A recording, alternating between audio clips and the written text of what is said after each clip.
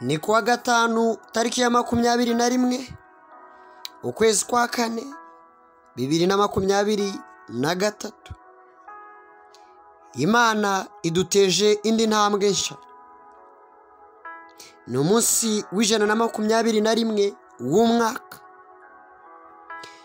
Imana iravuze ngo hari ibintu bibiri igiye gukora mu buzima bwawe. Bibiri mu byo wayisabye igiye kubiguha.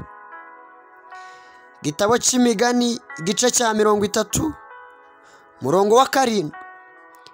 Nagusabye ibintu bibiri, ntubinyime umwanya nkiriho.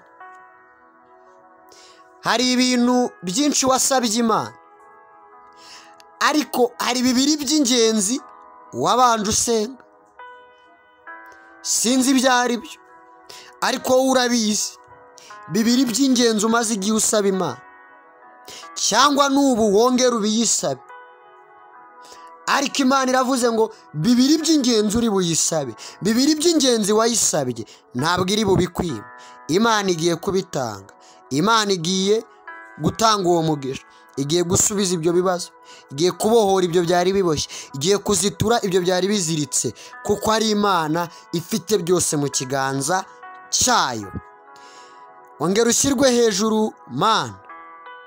Uyu mwanya ni uwo kugushima kuko hari icyo ukoze. Urakoze ko ibi bibiri ubishubije, ibi bibiri wabitanze. Ibi bibazo byari bijengereje mwene data bikureho. Ibi yagusabaga gukemura bikemura. Ibi yagusabaga kuzana bizana. Ibi yagusabaga gukuraho bikureho.